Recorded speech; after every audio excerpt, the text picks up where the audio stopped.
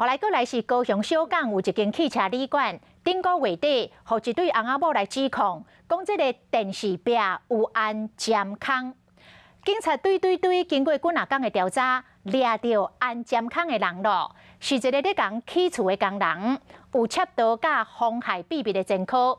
为今年的2月开始，到这间汽车旅馆住过15届。伫个3间伊大过房间共安监控，大约有100外个人去互翕去。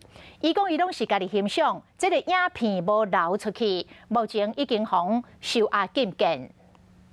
风掠起来，搁扣起来。原来这位就是涉嫌高雄小港区汽车旅馆监控摄影机的嫌疑人。不知道拍几个人去。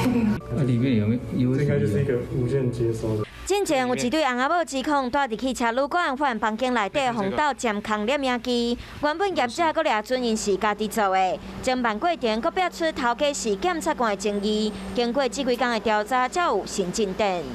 那经初步了解，黄贤本身在这个以上的都是存在其手机内，那目前并没有外人。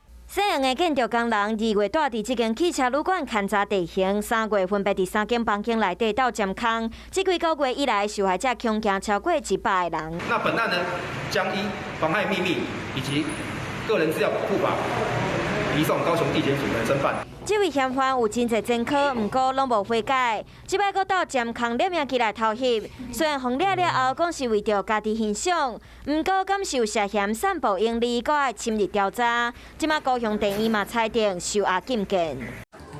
华视新闻看起来，赶快订阅我们的华视新闻 YouTube 频道，欢迎按赞、订阅、开启小铃铛，最新最及时的资讯要提供给你。